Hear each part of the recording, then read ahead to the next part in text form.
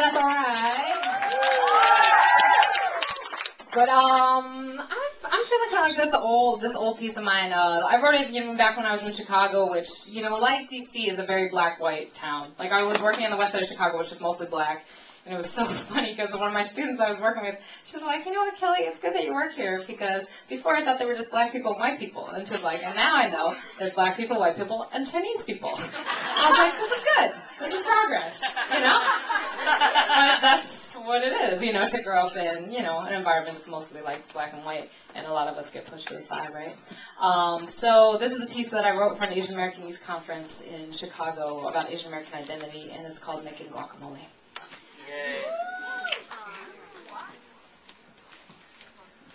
Eating a guacamole taco at a taqueria in the West Side ghetto where I worked, I was suddenly sent back to the sight of my sister at 12, kneeling at the kitchen counter of our parents' suburban home. She sat scooping green slivers of avocado from out of their broken skins. Anxious and small, I would squeeze the round limes, put their juicy pulp to my tongue, plow my greedy little fingers through finely diced piles of tomatoes, onions, and peppers, hoping to be the one to mash them all together in the end. My sister and I, we were not trying to start a dialogue. We were not trying to be politically correct. We were not trying to bridge the gap.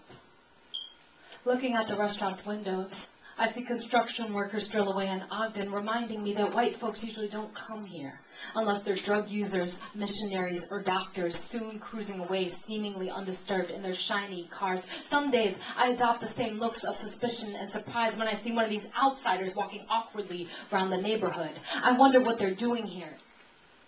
Glance at my own wrist and realize the hypocrisy of my question. Knowing that ever since I was small, I was supposed to have a color in America, which is neither black nor white. I'm not a chameleon, although sometimes I do think I've tried to be. I'm trying to reason what we have in common, what it could be worth, tearing away at ancient Asian histories to build the unified front of today's Asian American society. I dream of a cocky Asian nationalism when sisters wear chipaos and kimonos and our hair in those seriously funky, gravity-defying do's every single day. When we have taken all of our languages melded into one to recall us to our values and our pride. When we have a voting bloc and boycott power not to be screwed with, when our music saddled to the buck-wild backs of Asian rhythms is blared out open street windows, when somebody could say, hey, quit acting so yellow!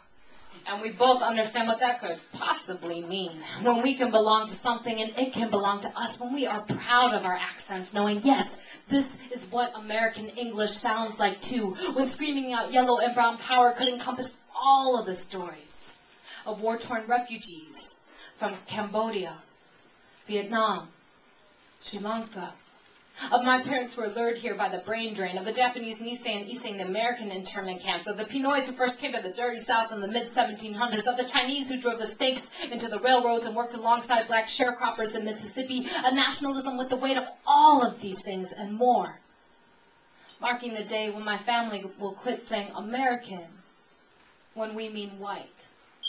When we will have chucked out our own sense of eternal foreignness, when we can envision the face of America as ourselves. But my life has never been that clear, that pure, that unwavering. Listening to hip-hop, I press skip past the tracks as my identity is spun as ball-busting Kung Fu masters or stingy Korean grocery store owners.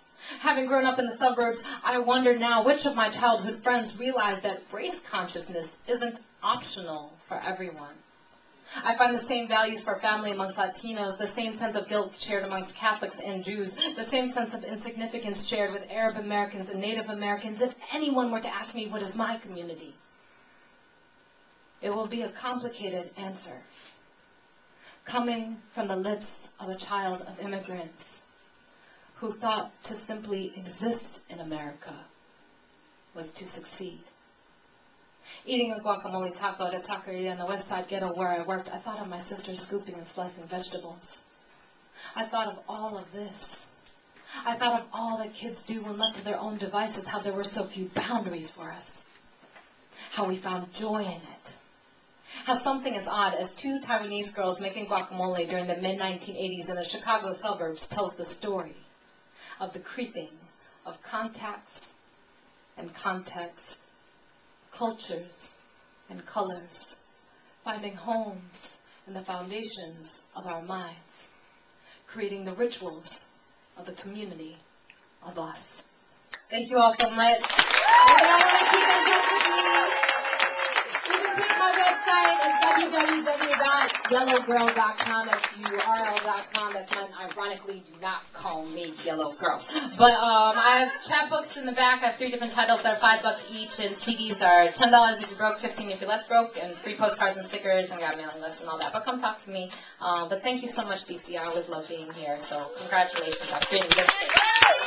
Taiyi Sun, ladies and gentlemen, let's give Taiyi Sun a big warm round of applause. Give yourselves a big warm round of applause. To DJ Mars, Simone Jacobson, Taiyi Sun, Hanalei Ramos, the Elahater, Mercado. Did you all have a good time? If you're clear, make some noise. March 7, 8, and 9.